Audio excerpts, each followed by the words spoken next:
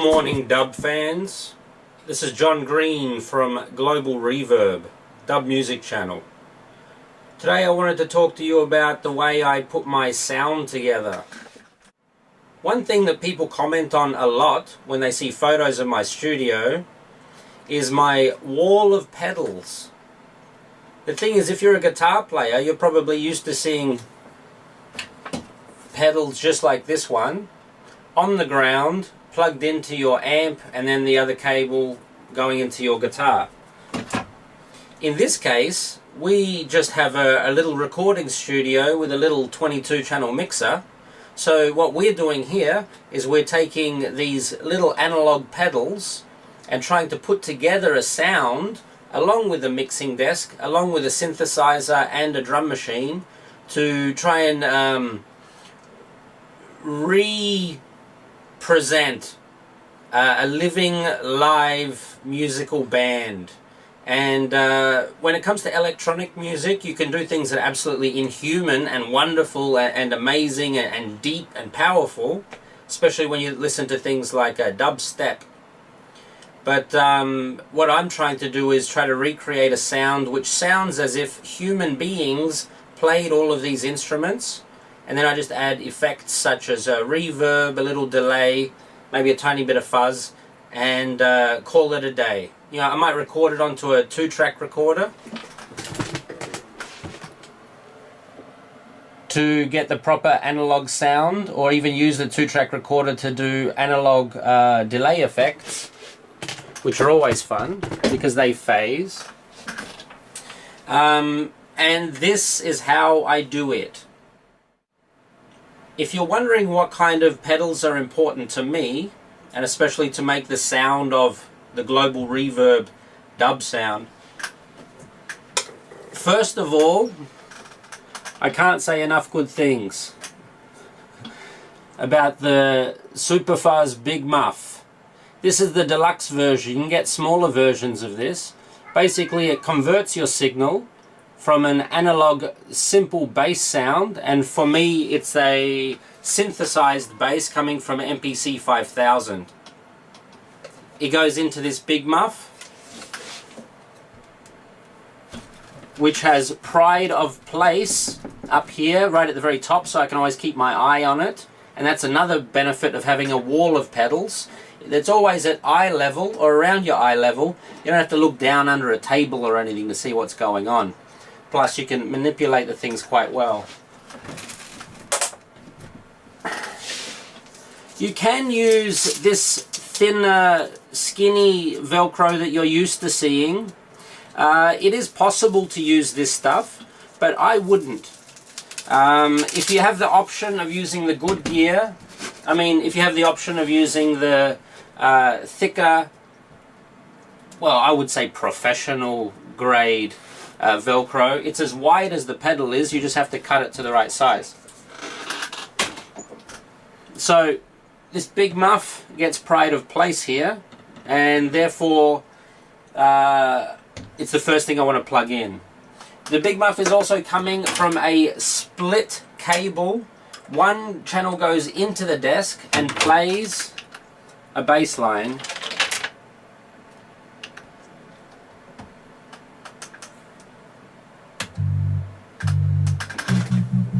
That's the synth bass line playing through the desk. That signal is split, and I take that and put that into the Big Muff. Oh, actually that's coming from the Big Muff. It's only a mono signal because it's a bass. So I have one bass playing out of the desk and another fuzzy bass coming from this pedal. At the very end, I'm going to plug in all of the power, and this is the thing that takes the most time to figure out what you really want and your priorities as far as what happens first or what happens next. Do you want to have a delay and then a reverb pedal directly after the delay in a chain? Or do you prefer to have the delay coming from the desk to the pedal and then have the delay separate? These are all questions you have to ask yourself. You can even do a chain where you have maybe 4 pedals in a row plug directly into each other to make your favorite pedal chain, which might be perfect for, say, jazz, surf guitar, you know what I mean? Like the really reverby, long delayed, nice sound of a surf guitar. You could put your 4 favorite pedals along here and then chain them through. You might start with a delay, another delay if you want to be like that, a reverb or chorus, or and maybe you could even start with a noise gate to pop out that sound. But again, it's up to you how you want to do it. I don't dictate anything, and I don't claim to have any kind of key to success. All I can tell you is how I make my sound on the Global Reverb channel.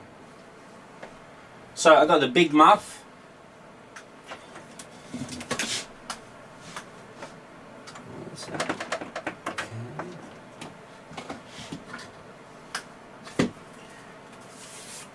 I have a compressor. I have a couple of Behringer pedals. Behringer isn't my favorite brand or anything like that, but I buy a few if they're only utility pedals. So a utility pedal is like a noise gate or a booster or a compressor, something that does a simple function that you can't really say is, oh wow, that's the sound of the Fender pedal.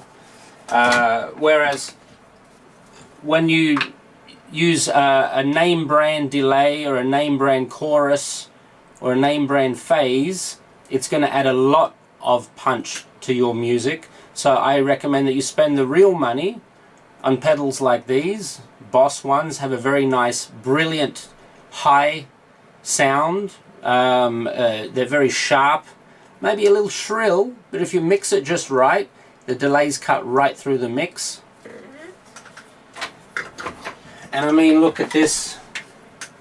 This is a EQ for the bass. As far as I'm concerned, an EQ can't really be better or worse. It can only be noisy or not. And these are brand new Behringer pedals, and they only cost about $30 brand new. Maybe with postage or without postage, I don't remember. But 30 bucks for a pedal, that's pretty decent. But I wouldn't buy effects. I did buy one.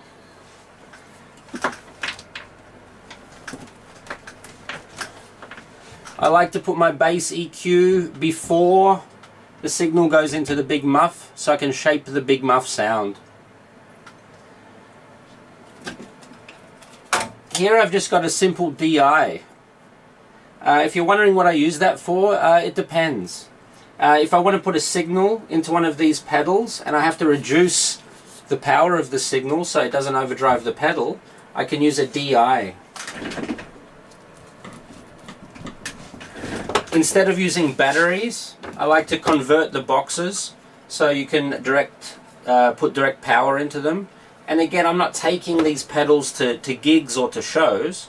I'm only using these pedals on the wall in a fixed position for years. I would change things and I would modify what I'm playing with and using, but the general configuration, once you're happy with it, you don't have to mess around with it. If you're not happy with your configuration and you're not getting the sound you want, that's when you want to start plugging things into other things. If you have 2 outputs from a pedal, such as the Boss, that means you can send that signal to 2 places. Just because it's a stereo signal doesn't mean it has to go to the same place as a stereo signal, such as into the desk. One part of that stereo signal could go to the desk, and another part of the stereo signal could go to a reverb, or a chorus, or a phaser, or anything you want.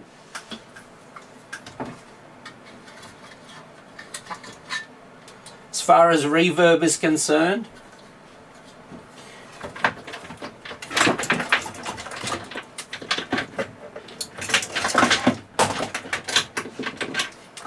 I've got to stop watching other people's tutorials, because then I get excited and I end up doing things that I see other people do on their tutorials.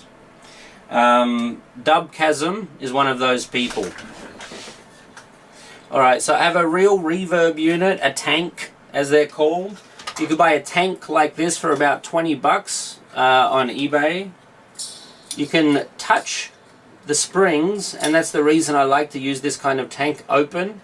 Normally it would be fixed onto or inside an amplifier, and you wouldn't be able to see the springs. So there was no manipulation of the springs when the tank sits inside an amplifier. But the most important thing that a lot of people don't realize, when they buy a tank like this, it doesn't just work by plugging in an RCA cable in one side and another RCA cable on the other side. Sure, it is marked in and out, but there is no amplifier or nothing to generate a real signal from this. You can only get a passive signal if you don't amplify the sound that's going in. Which brings me to this. Whoops, I'll unplug it for a second. This, alright, that goes, alright, this booster pedal, for example, I don't know if you can see it, this booster pedal, I think it was about 15, maybe 20 euros.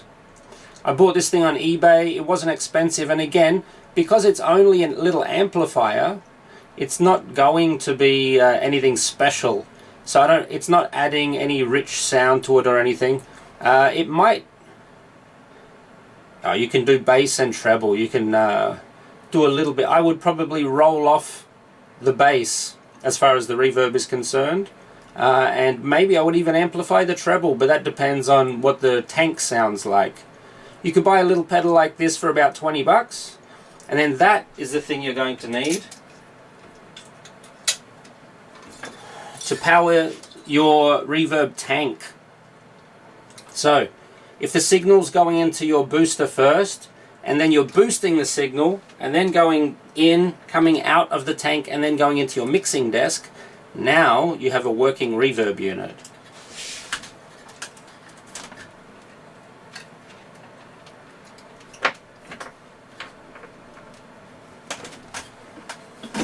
I put the reverb unit off to the side. I don't really touch the springs very often, but when I do, I want it to be on purpose. That's why I don't put it right in the middle, because it might be covered with cables and things. It has to be off to the side to be free of all of that stuff.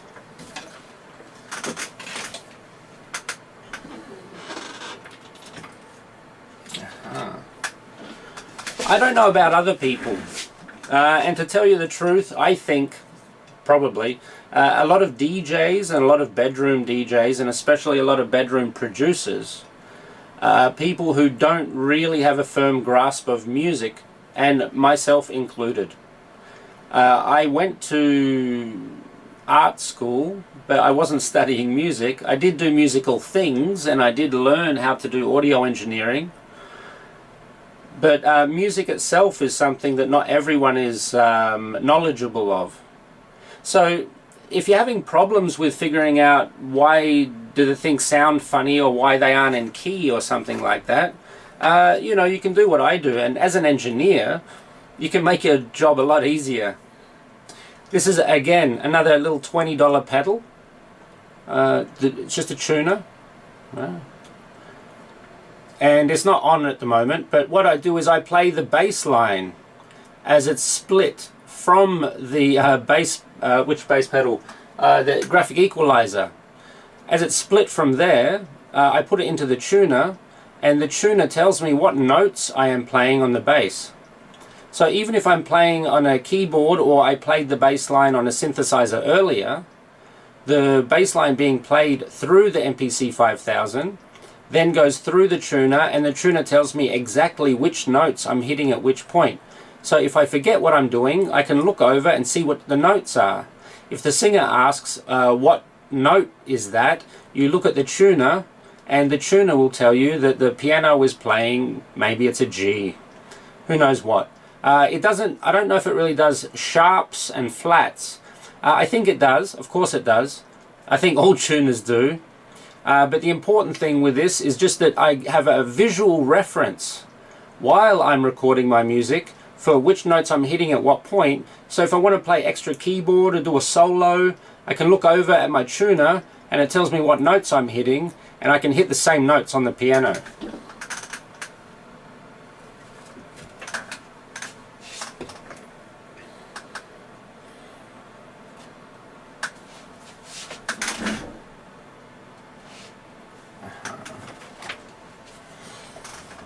Here's that standard compressor I was showing you earlier, about 30 bucks. I actually use the compressor not on my bass because the muff compresses the bass anyway, because it takes a certain frequency and squashes it.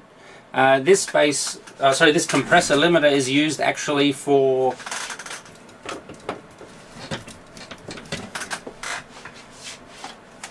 this. Again, this is not the cheapest pedal. The best version of this is the Boss, but there are two versions of the bass synth bass pedal.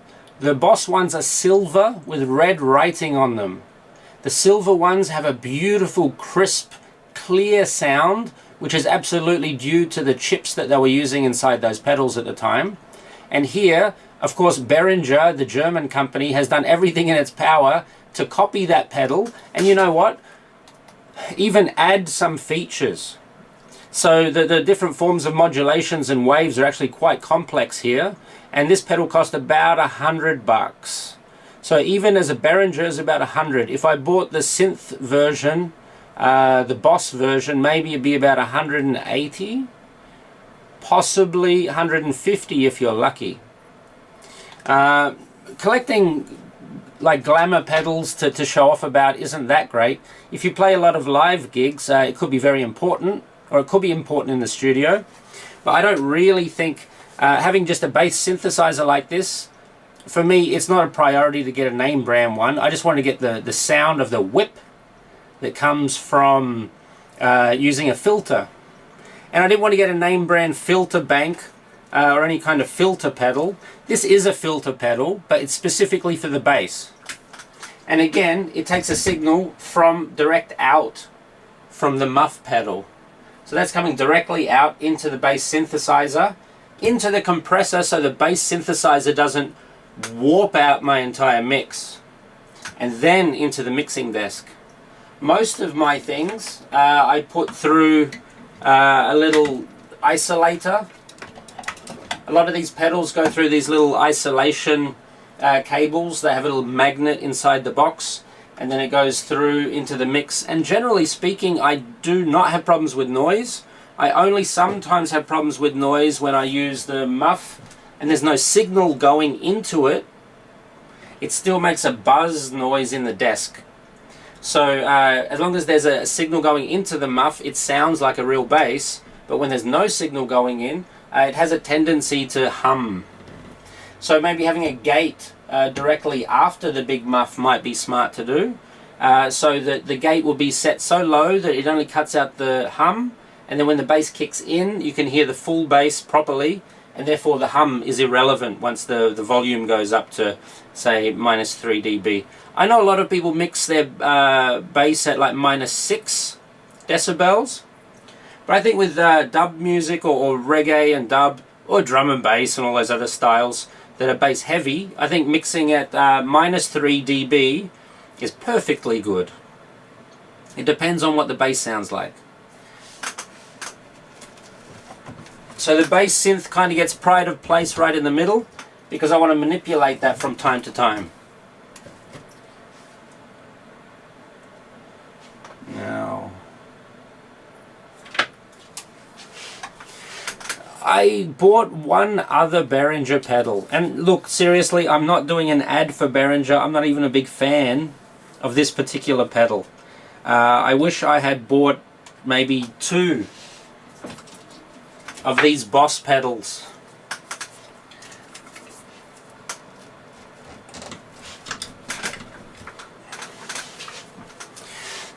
This is the Echo Machine. Yeah, that's right. The Echo Machine, believe it or not, is meant to replicate or duplicate the Roland Space Echo. And I don't know if you comprehend what I'm talking about, but there is no real way that the manageability, the accessibility that you get from a unit like this that costs 200 euros compared to a little 100 euro unit like this. It's not the price I'm talking about, it's the size of the unit. See, with a large one, you can get your fingers right in there. But with the small one, I mean, really, it's dinky. You could set up your delay for a show, press the delay on and off, or maybe time the delay with pumping the pedal at the right time. But you're not going to really get your fingers in there during a live gig. Maybe if you've got it right next to your mixing desk and you're a DJ, you might do that. But if you're a guitarist or keyboard player and you've got your pedals on the ground, then you're not going to be leaning down and trying to even read the fine print. I mean, can you read that? Should focus at some point. I mean, yeah, so anyway, I think you get my point. It's hard to read it. You can read it in the studio and you can turn the light on and you can see it properly. But I mean, I don't even know if I can focus on the bloody thing. So, what I do with the Echo Machine is I dedicate it to one thing. I don't want to play around with the Echo Machine while I'm doing a dub. I just want to set and forget.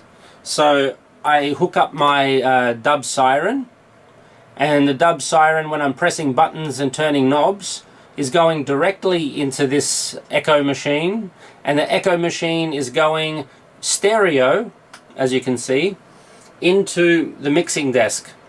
So I get a stereo delay coming out of my Space Echo, and this is dedicated directly to the Space Echo. But I still put this on the wall because I don't want to put pedals everywhere. And the Space Echo, I did put Velcro on, but at this point I still like having it on the desktop. It feels more natural to use it that way.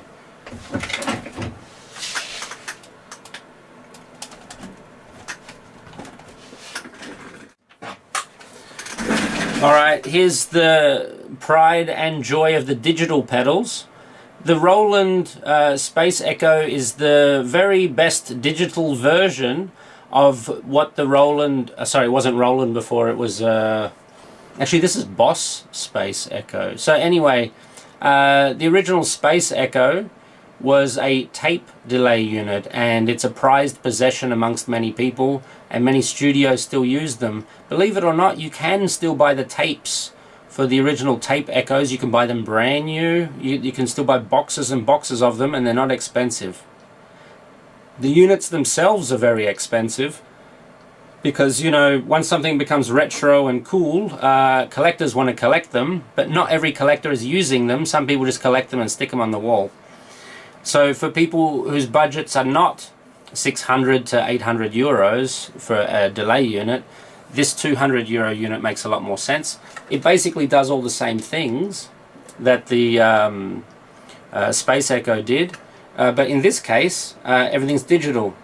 You can play around, you can stretch out a delay for like a minute and a half. You can do all kinds of things. You can distort your delay and cover it in reverb.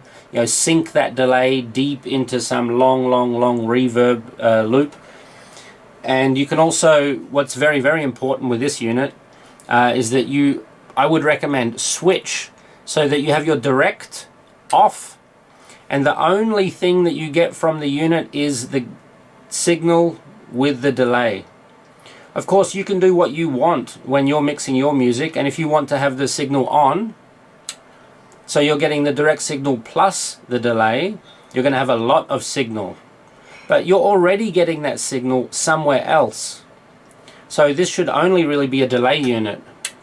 And you can use your clean signal direct from the desk and then just add this delay effect. This delay effect is going through my auxiliary 2. So every single channel on my mixing desk has access to this Space Echo delay. You really got to clean up a little bit before you get started on something like this. Alright, finally, that's my dub siren. I've heard good and bad things about this particular unit. Mind you, it's pretty simple, it's straightforward. It's basically an LFO with one single oscillator in it. I converted the battery pack to be a plug, which saves me time and I don't have to buy batteries anymore. And I just have a signal straight out, and that signal goes into my echo machine, and from the echo machine a stereo signal goes into my mixing desk.